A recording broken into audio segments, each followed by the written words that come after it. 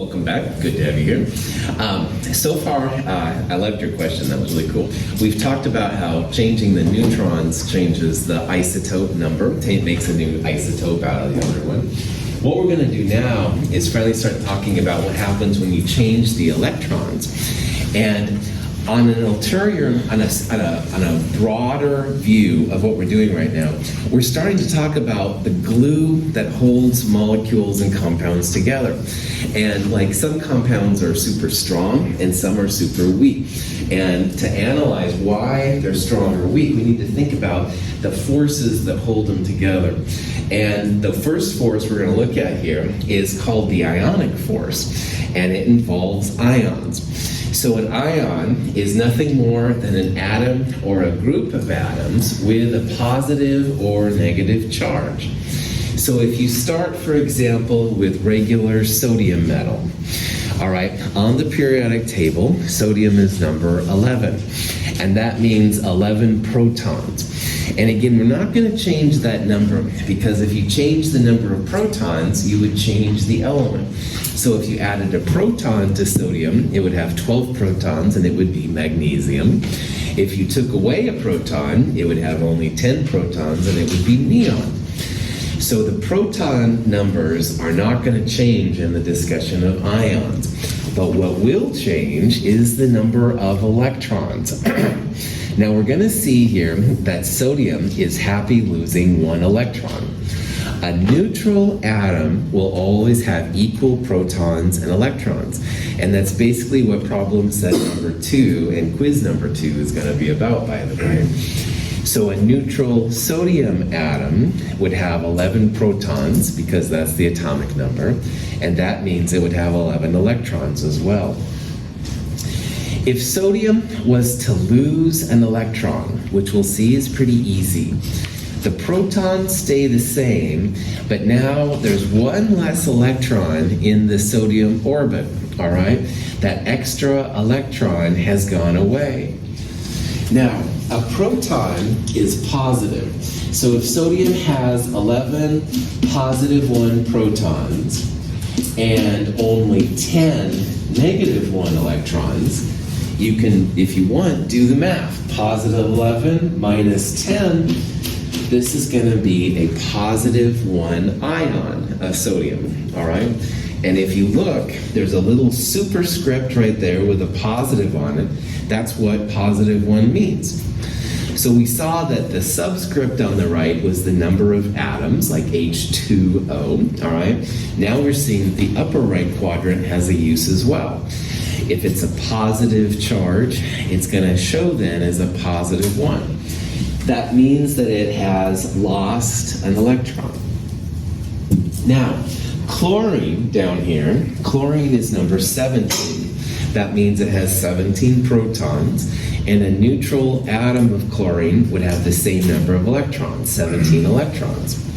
And by the way, 17 times plus 1 plus 17 times negative 1 goes to 0. That's what neutrality means, no net charge. But anyway, we're going to see the chlorine likes to take an electron from the sodium. It actually takes that extra 1, and now it has 18 electrons. Well, do the math. 17 times plus 1 and 18 times negative 1, positive 17 minus 18. This thing has a negative 1 charge. So this is a negative ion now of chlorine, and it gets that little symbol minus 1. So some elements like to lose electrons, some electrons like to gain electrons, all right? And that's what the difference here is in between them. If you take away an electron, if the atom loses an electron, it's called a cation. And a cation is a positively charged ion. So the sodium part right here, we would say this is a sodium cation, sodium with a positive 1 charge. The things that have gained electrons and are now more negative, those are called anions. An anion is just a negatively charged ion, all right? So cations and anions are what chemists use to talk about positive ions and negative ions. They're all ions, all right, but we're going to see that the positive-negative interaction is really important. So cations are just the positive ions, anions are the negative ions. Yeah. I just remembered it that cats have paws. You know, you can go down here and teach my class for me if you want to. No, seriously, that's awesome. I'm glad you did that. Yeah, there's little expressions like that to help people make it, and I'm pleased you brought it up. And big time. The cats have paws, all right? Cat ions are positive. That's awesome. I'm glad you brought it up. Don't get me wrong. Yeah, and this is a big chemistry joke, so now you're part of it, all right?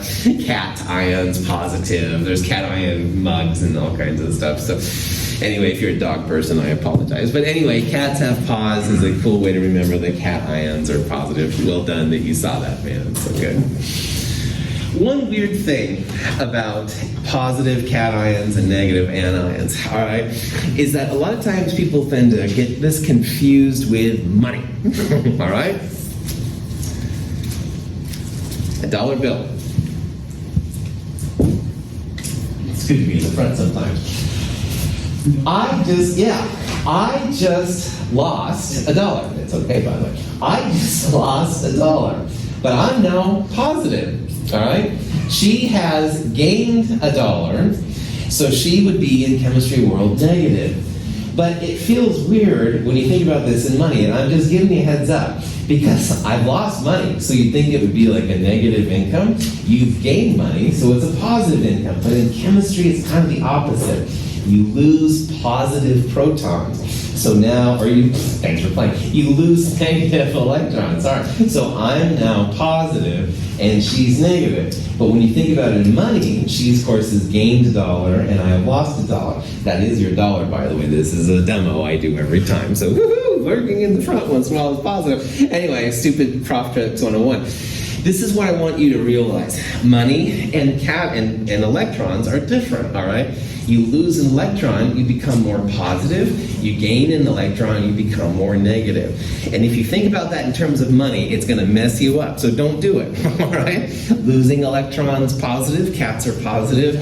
Gaining electrons, negative, anions. Yeah, go ahead. You could think about it like in terms of losing a bad ex. If that person becomes more negative, you become more positive. My friend, that is the coolest comment of this whole week. I can see that already. I love that. Losing a pet. Get me all choked up here, man. Losing a bad ex. Most appropriate. I love it. Awesome. Any questions, comments? That's awesome. All right. When a magnesium atom loses 2 electrons, it becomes a cation. Metals tend to lose electrons and they usually become cations. So this is important. Metals are usually cations. Excuse me, getting all choked up there. This is magnesium. Now magnesium prefers to lose 2 electrons. Sodium lost 1 electron. Magnesium tends to lose 2 electrons, and we'll talk about that. But the cation forms when the atoms lose electrons. So magnesium likes to lose 2 electrons to become positive 2. And again, in the process, then 2 electrons are going away.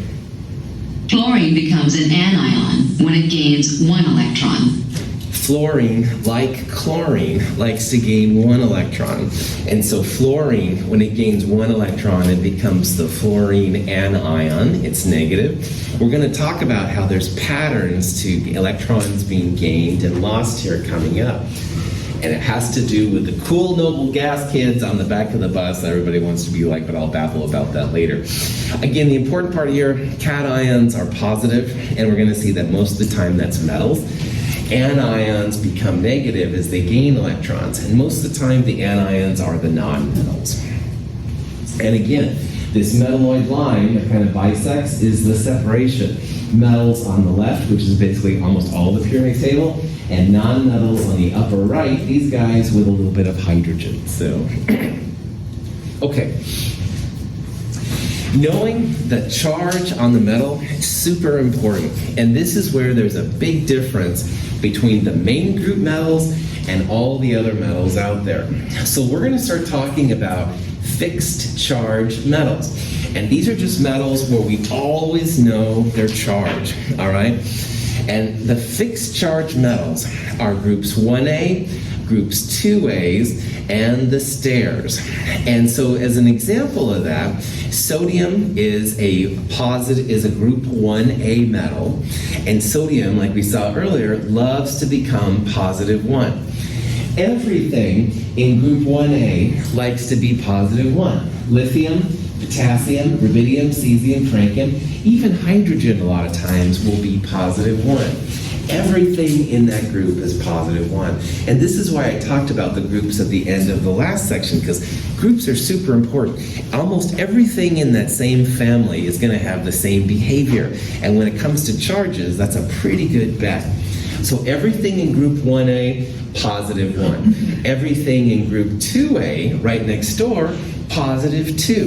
The charge equals the group number, mostly, for 1A and 2A, all right? But it's only 1A and 2A. Now, there's also these weird 6 elements called the stairs, and I'll talk about that here a little bit more in a bit. The stairs start at aluminum, and you can imagine stairs, as you go up the stairs, all right? Well, aluminum, gallium, and indium is the 3-element highest part of the stairs. And then right next to it is zinc and cadmium, which is 2 elements on that stair, and silver. So it goes positive 1 on the first step, positive 2 on the second step, and positive 3 on the third step. What that means for us is that every time you see silver, it's going to be positive 1. It's very rare to see silver that's not positive 1.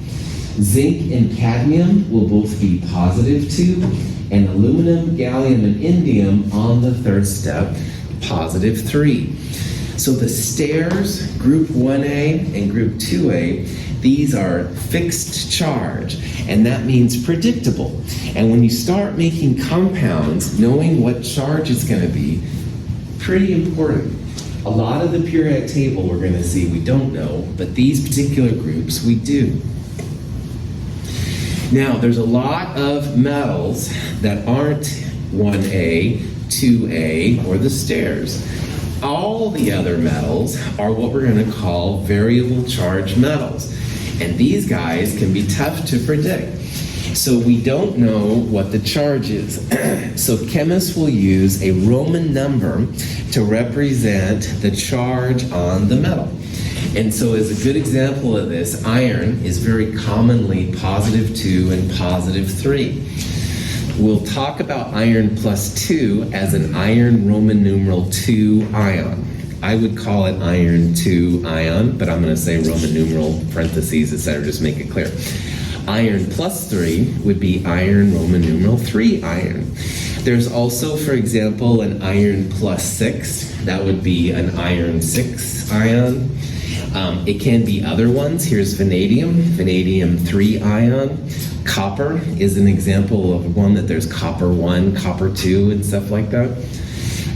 If you've taken a class where there was ferrous or ferric nomenclature, please don't use that. That's pretty old school, and it's not very helpful to chemists.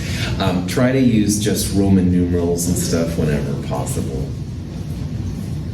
So this slide is kind of important because it shows you when you're making ionic compounds and you want to know how positive the metal's going to be. There are 1A, 2A, and the stairs where you know the charge like all the time. All right, so woohoo, me with my PhD. What's the charge on zinc, Dr. Russell? Well, I'll look up here. Oh, zinc is the second step of the stairs. Zinc's going to be positive 2. All right, sweet. However, someone says, what's the charge on chromium, Dr. Russell? Well, chromium is not 1A, 2A, or the stairs. Chromium is in this other parts of the metals. It's a variable charge metal. And even me, with my PhD, all right, I can't tell you what the charge on a chromium is going to be each time. It's often positive 3 and positive 6. That's something I know from experience, but even then, I couldn't tell you for sure if you had just a bag of chromium compound, like what it was going to be. You'd have to have more information to share. So this is important. Then you too can know some of them which are set ones and some that are variable charge. If you have a variable charge, though, and you say I have a chromium 3 ion, then you'd have a chromium with a positive 3 charge, stuff like that. Any questions? Yeah. Do those typically like look different? Like you're saying, like if you had a bag of chromium, will you only be able to tell what the charge was on it by like from chemical properties, or can you? Does it look different? Good question. The safest answer would be only through the chemical properties, like you do test something. Okay. Sometimes you can make things, some of the charged species are less likely to have a color with them, and so I can make some kind of predictions, stuff like that. But even then, that's not a very for sure thing. You should always have it analyzed to be absolutely safe. Good question. Other question? So only the ones in the stairs in that section have a set charge. So like copper wouldn't have a set charge? That's correct. That's right. It's aluminum, gallium, indium, zinc, cadmium, and silver. Those 6 right there. I used to think that thallium was part of this, but thallium really isn't. So even this on the bottom of the stair doesn't do a very good job. So yeah. Good. Another question. Yes. You only write it in Roman numerals if it's positive. Cool. You only write it if it's positive, definitely a Roman numeral if it's positive, and if it's one of these metals that's not 1A, 2A, or the stairs. So for example, zinc right there is a positive 2, but you wouldn't really probably write it as zinc Roman numeral 2. You would write it just zinc. The hip chemist knows that because zinc is one of the stairs, it's going to be positive 2. On the other hand, mercury down here can be a positive 2, but it can also be other things. So if that was a mercury plus 2, then you would write mercury Roman numeral 2 by it. So it's not only for a metal, but then you also have to have it be in one of the areas where chemists don't know for sure what it is. Is that cool? Good questions. Other questions? Okay. The question here is, what is the probable charge on a barium ion? Z is the atomic number, and I see a lot of you looking at the periodic table. Good, that's what I wanted you to do. Barium. Now, barium, number 56, the blue number on these periodic tables is the periodic table. Barium is in group 2A. What do you think that 2A tells you about the charge on a barium? It's a 2 plus. Well done, 2 plus, that's right. Barium should be a positive 2. And it's the reason we all look at the periodic table, all of us. Barium is in group 2A. All of the alkaline earth metals have a positive 2 charge. Right? Yeah. Is it plus 2 or 2 plus? Good question. Cambridge, England makes a big deal, and they like to have it 2 plus, not plus 2. Every other place in the world, to the best of my knowledge, doesn't care. And that's Mount Hood Community College. So you can write it positive 2 or 2 plus. Either one is fine, man. But if you do go there and stuff, then they have specific rules. And I think it's trying to show that like limits and I don't know. I'm kind of a blue collar PhD, if that makes any sense. So I kind of do things that way. So in this class, either way is fine. Good. Yes. I know you said metals are usually positive charge, but for the variable charges, can it be negative? And then what would you do for like the Roman numerals? Good question. All right, I'm going to take my prof hat off for a second and say something kind of off the books.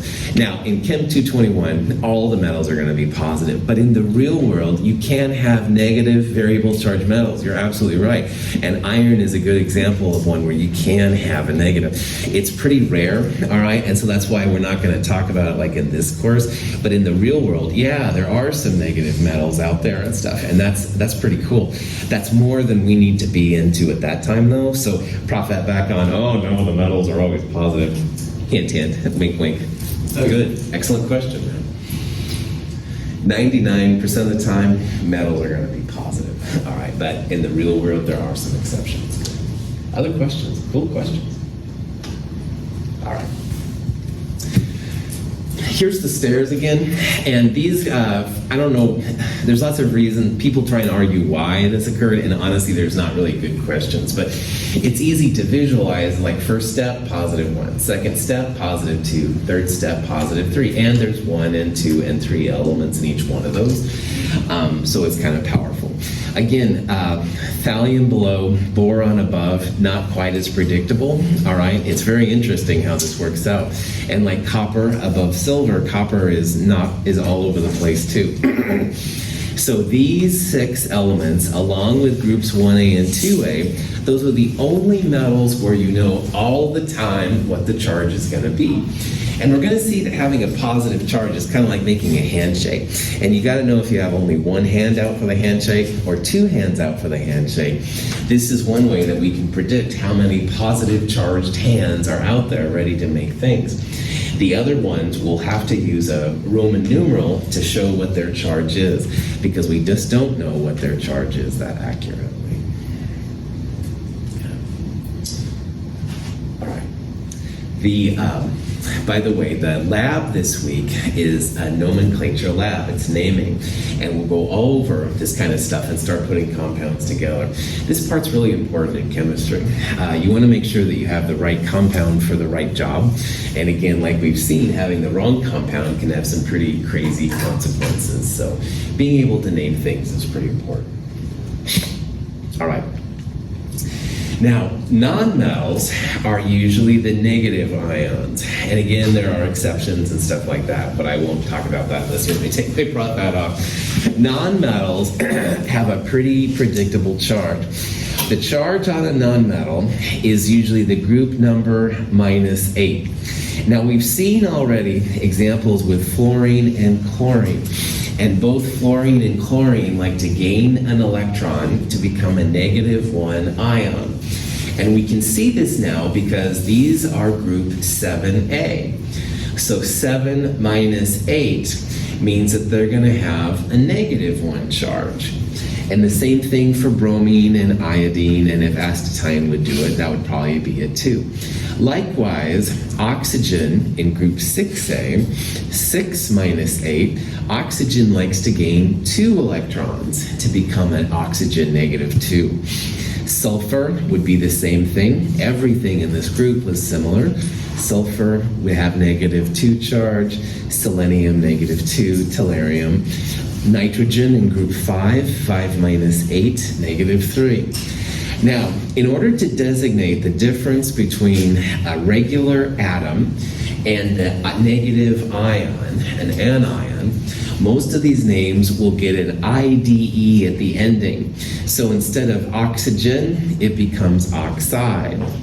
So oxygen would be oxygen with 8 protons and 8 electrons. Oxide would be oxygen with 8 protons but 10 electrons, giving that an extra -2. Fluorine, 9 protons, 9 electrons. Fluoride, 9 protons, 10 electrons, -1. If you hear that IDE, that means you're going to have a negative ion of some sort, and it's a good way for chemists to know that. Also, it's really important for chemists to know what's the positive part and what's the negative part. So if you know the positives and negatives, that helps. The IDEs will be the negative parts. Finally, if you're using an international version, quote unquote, of the periodic table, you won't see 1A, 2As, and 3As on the right. It'll be just a continuous 1 through 18 number. If you happen to use that, you can use these same rules, but it's group number -18. So fluorine is in group 17. 17 - 18, -1. I'm trying to steer you towards the American version of the periodic tables. That's the one I gave out the other day. So that will then help you to just use group number -8. Cool. Any questions? Yeah. Is this like a rule like the stairs is, or can this change? Yeah, it's a rule for everything up and to the left of this metalloid line. So, like nitrogen, oxygen, fluorine, chlorine, these guys are all above it. This next picture I was going to ask is what's a phosphide? All right. Well, phosphorus is right there, number 15. You don't look at that though, you look at this thing right here, the 5. So 5 minus 8 would make it like a -3, okay? You could do the same thing for arsenic down here. Arsenic becomes arsenide. That's also 5 minus 8, so we would predict arsenide would be -3.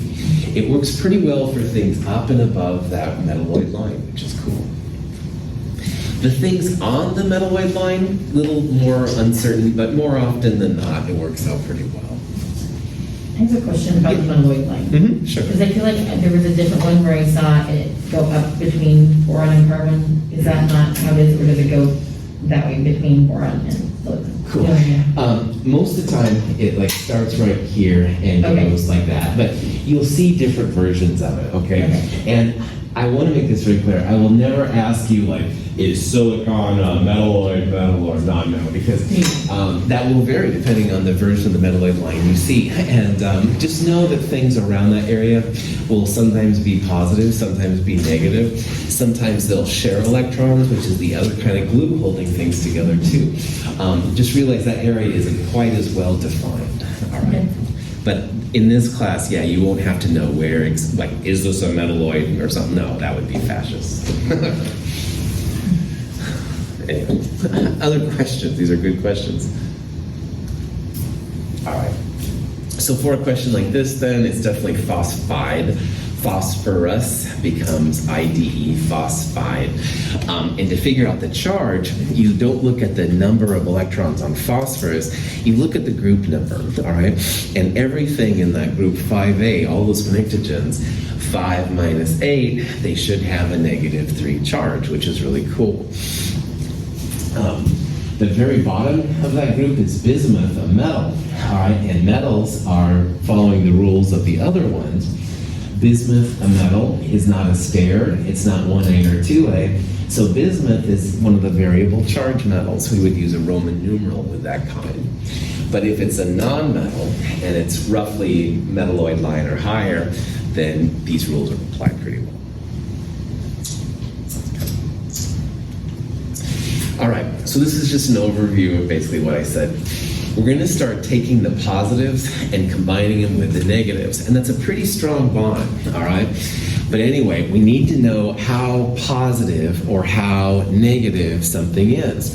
And so the charge on all of the metals are positive. If it's a metal in 1A, 2A, or the stairs, these are fixed charge. And those are really helpful. We know that their charge is like set. It's always going to be positive. Magnitude is the group number.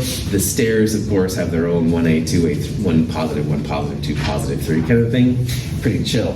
The non-metals, which are mostly 5A, 6A, and 7A, things above that metalloid line, wherever it goes, negative, group number -8. The other metals, though, we have to use Roman numbers by them because we just don't know. I don't know what they are either. Variable charge metals is what they're called. They come in different flavors. So you can have a chromium +2, chromium +3, chromium +6, lots of different versions of it. And as chemists, we can talk about those then as chromium Roman numeral 2, chromium Roman numeral 3, et cetera, to figure it out. Okay? Okay. But there's one more thing we got to introduce here too. And these little dudes are called polyatomic ions. Now, poly means many atomed ions. And so far, we've seen individual atoms as anions. So fluorine became fluoride, chlorine became chloride, stuff like that. And those are really helpful. But a polyatomic atom just means you have more than one atom together, and that whole thing has an ionic charge. So cyanide is an example of a polyatomic atom. It has carbon and nitrogen together, but we don't think about like carbon is -4 and nitrogen is -3. These two come together, and when they come together, they have just a -1 charge. So you don't think about the individual charges, you have to think about the CN group by itself. Here's a very common one. The darker black ones are supposedly more common. This is nitrate. Nitrate is a nitrogen and 3 oxygens, so 4 atoms total. And when those 4 atoms come together, they have a -1 charge. Polyatomic ions are very, very common. We'll talk about it more on Wednesday when we talk about the lab. But the more familiar you are with polyatomics, the better. Now, I'm hyping here and memorize, and that's just, bark horse and my bike kind of thing. Sometimes it's frustrating on polyatomic ions because you'll see lots of IDEs, and then you'll see nitrate or perchlorate. You're like, what the heck, right? And it can be kind of confusing. Also, some of the polyatomic ions sound like they're regular IDEs, like your cyanide and hydroxide, all right? So the more familiar you are with these, the better. Memorizing is one way to do them. You can make like flashcards. But in this kind of class where things are mostly done online or done at home and stuff like that, you may not have to memorize them. But again, the more familiar you are with them, the better. And we'll do some examples here of what this all means.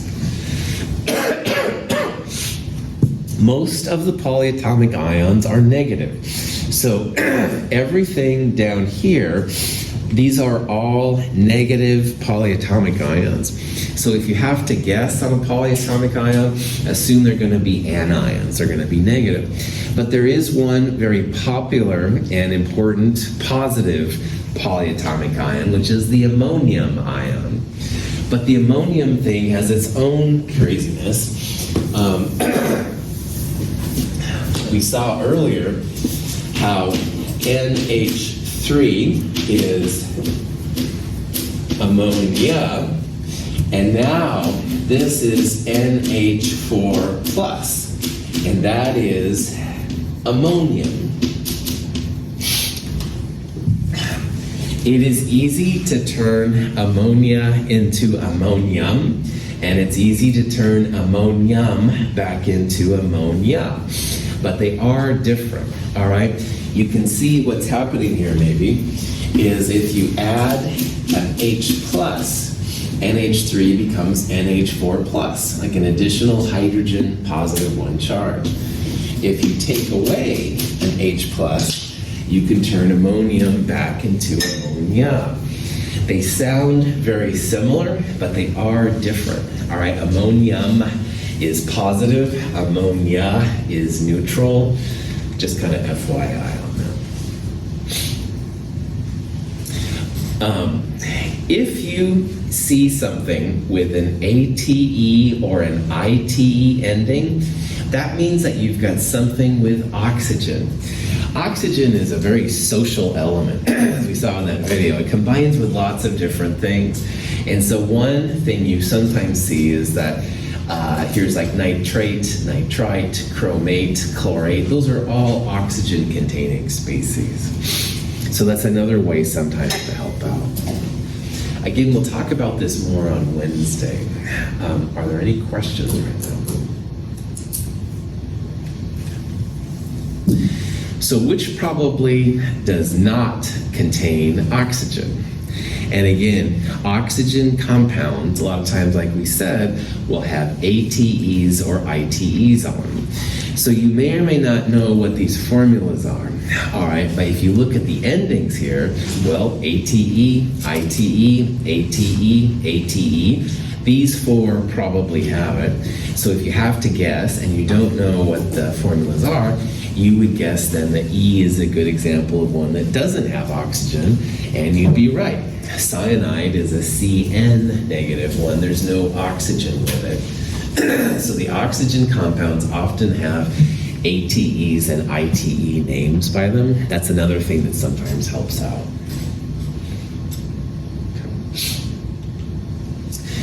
Oh my, and here's another one. Nick the Camel. Now, in the old days, like when I took chemistry, I would make flashcards. On one side, I'd have nitrate, the name. On the other side, I would have the formula with a charge, NO3 - 1.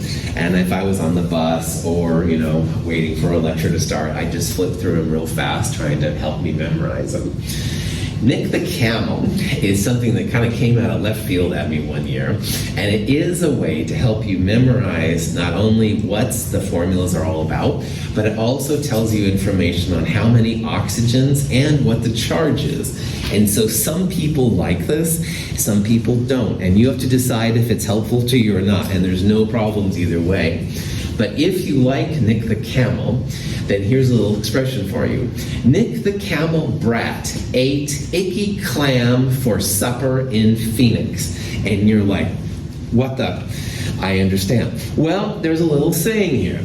Nick the Camel brat icky clam supper Phoenix, all right? Nick is nitrogen, and that's nitrate. And nitrate, all right, if you look at Nick, the name itself, it has 3 consonants and 1 vowel. Now, vowels are A, E, I, O, U, and sometimes Y, all right? The consonants are all the other letters of the alphabet. So Nick has 1 vowel. That means this has a -1 charge. And 3 consonants means it has 3 oxygens on a nitrogen. That's what Nick is. So Nick is a cool way to figure out that nitrate is NO3 minus 1. And if that's helpful to you, cool. And if it's not, don't worry about it. But like here's Camel. Camel has 2 vowels, A and E, -2. 3 consonants, 3 oxygens. C is carbon, carbonate. Cool. Phoenix phosphate, etc., like that and stuff like that. You can add on crepes for chromate if you want to, but that's beside the point. Anyway, some people just love this and some are like aghast by it, and either way, it's like there's no problems, but it has proven helpful to some people in the past. So, any questions? A lot of the polyatomics are related by this H+. So earlier we looked at over here on the chalkboard NH3 and NH4+. You add an H+ to ammonia and you make ammonia. You take the H+ away and ammonia becomes ammonia. There's lots of examples of that in these polyatomic ions. So for example, nitrate, if you add an H+ to it, it makes HNO3, which is nitric acid. And if you take nitric acid, HNO3, and take away an H+, then you make nitrate ion. The H+ is a real important player when it comes to acids, and that's what we're also going to be building up a little bit to here to understanding. So hydrogen, H+ and stuff is the relationship sometimes between them.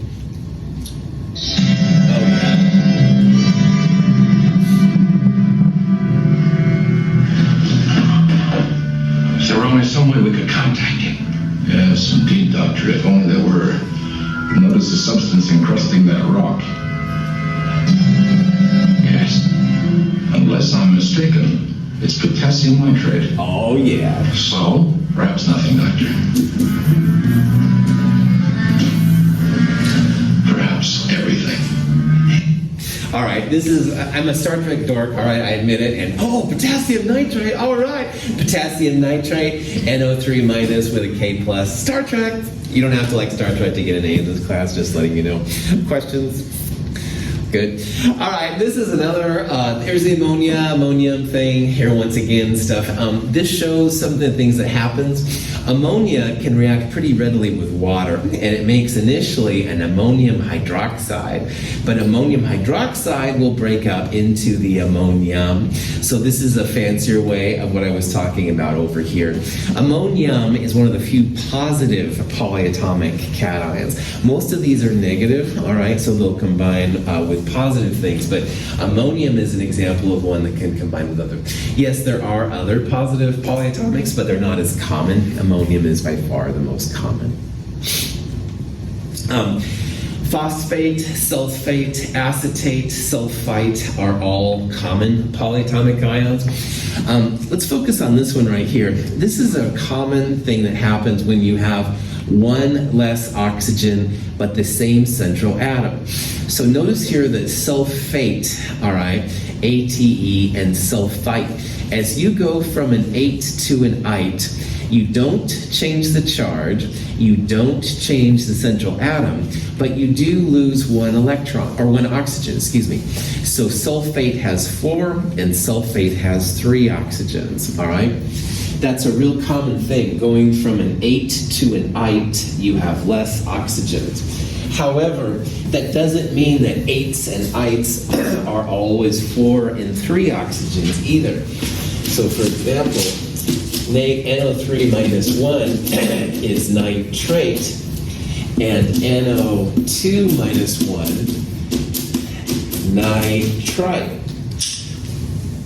So notice that this is another 8 to ite thing. You have 1 less oxygen, but it's not 4 to 3. All right, this one is 3 to 2. The ATEs supposedly represent the most common form of the polyatomic ion. And whether that's true or not, I don't know. But the 8s are supposedly the most common. That's why that Nick the Camel brat thing that talks about all of the 8s, the most common forms. Ites will have 1 less oxygen, but it may be 4 to 3, it might be 3 to 2. It's just a relative kind of expression. Questions on that? All right, this is another way to show going from 8 to ite, you lose an oxygen atom. The most common, supposedly, version is the 8. This is chlorate, all right? And chlorate, if it loses an electron, or an oxygen, excuse me, it goes to chlorite. So again, notice the charge is still -1. It still has a chlorine. It's just it's 1 less oxygen. But chlorine will actually go even 1 less oxygen.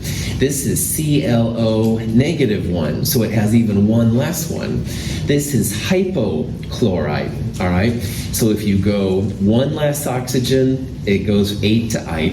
If you go an even less oxygen, then it's hypoite, hypochlorite. On the other hand, chlorate, you can actually have an extra oxygen. That makes ClO4 -1, same charge, same thing. This is a per-8, so perchlorate would be the example there. Chlorine, bromine, and iodine follow this pattern. So there's a perbromate, there's a hypoiodite kind of thing. It's very strange. Nitrogen only does nitrate and nitrite. But again, the important thing here is that going from 8 to ite, you have 1 less oxygen than the 8 form, but you need to know how many oxygens are there. Question? Okay, so now that we've kind of looked at the things that are positive and the things that are negative, at last we can start making the compounds, like putting them together. When metallic zinc is mixed with powdered sulfur and ignited, a powerful reaction takes place that produces zinc sulfide, a compound containing only sulfur and zinc. This is an example of taking 2 individual ions and putting them together to make a compound. Notice the energy again. The energy is going to be a part of chemistry, and we'll talk about that in a future chapter, how we can address the energies of these reactions. But for right now, when you take zinc and sulfide and you put them together, you want to have an equal number of positives and negatives, all right?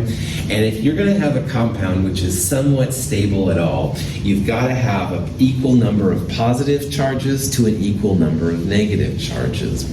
Now, zinc is on the stairs. It's the second step. That means zinc is a positive 2 metal. And sulfur, which is in group 6A on the right-hand side, sulfur in group 6A, 6 minus 8, sulfur is going to have a negative 2 charge.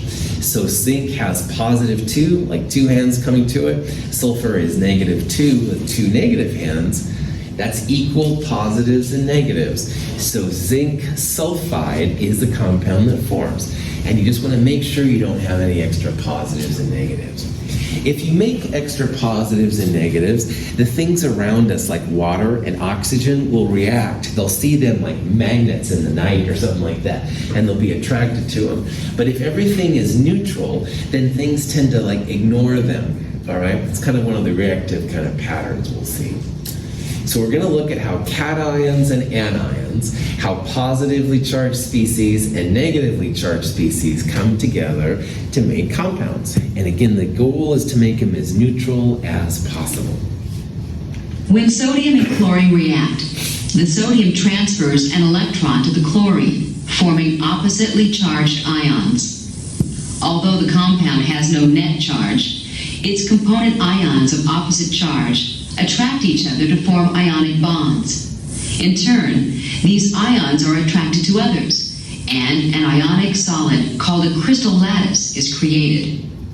The positive-negative interaction is actually stronger than you might have thought about, because at first you have like a positive hand making a negative hand, like a handshake in one way, and that's cool.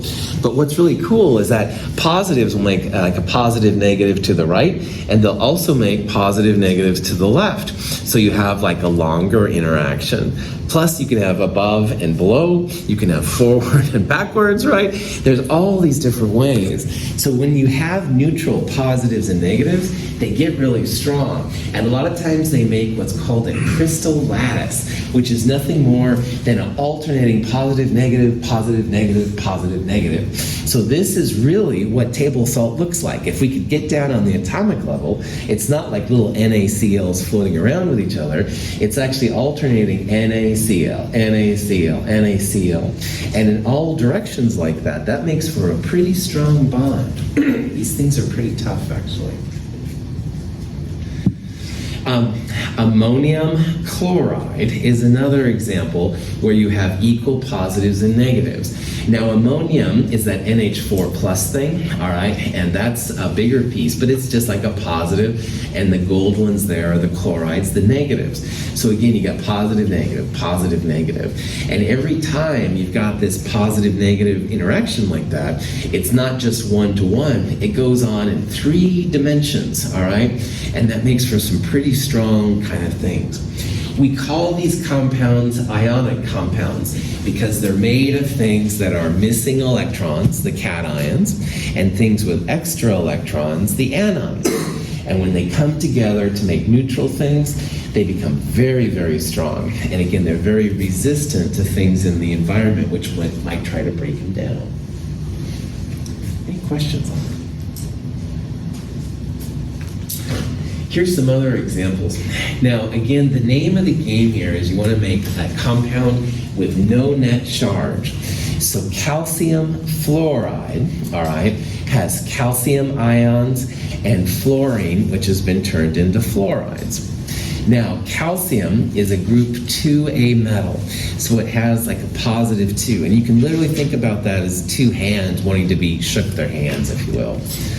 But fluoride is group 7, and anything in group 7 is 7 minus 8. Fluoride is going to have a negative 1 charge. So when you want to make a neutral compound here, it's going to look a little bit different because like calcium has 2 hands, all right? And the one fluoride will take up 1 hand, but hey, there's still the other hand out there. So you need a second fluoride to shake hands with that. So 2 fluorides and 1 calcium is going to be how calcium fluoride comes together. That way you've got neutral, positive 2 and 2 negative 1s go to 0, calcium fluoride, CaF2. So we added an extra fluoride here, not just because it was fun, all right, maybe it is, but we're trying to neutralize out those positive and negative charges. We want them to kind of crash out. Notice, too, this is kind of an unofficial way. Calcium, positive 2, F negative 1. If you don't know how to make a compound, there's something called crossover, which isn't the best, but I'm going to tell it to you anyway. If you put this 2 on the F and this 1 on the calcium, that would be CaF2. The ones are invisible in my world, but often, not always, but often, this method, which is called the crossover method, is helpful, all right?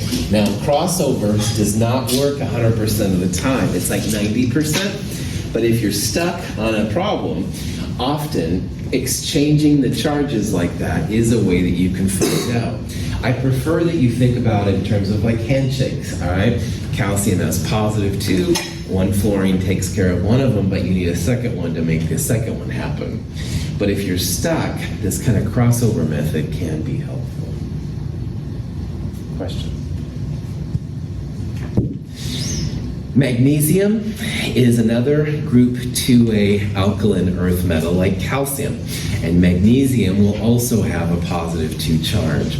Now, if we want to combine that with nitrate, which is one of the polyatomic ions, you absolutely can.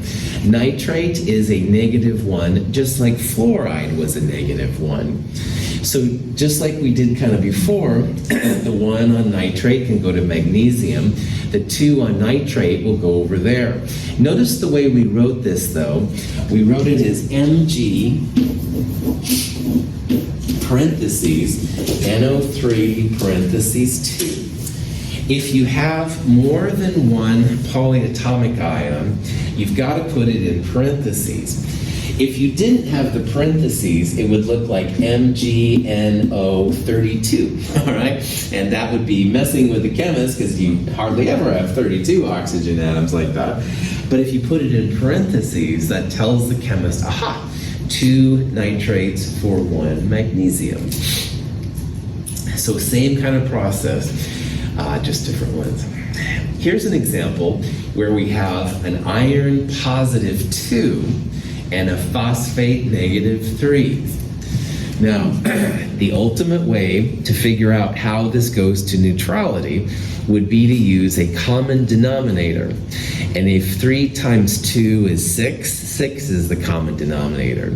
So 6 divided by 2 would be 3 irons, and 6 divided by 3, 2 phosphates, so in parentheses. But again, notice crossover would also give you good results here, like 2 phosphates, 3 irons, blah, blah, blah.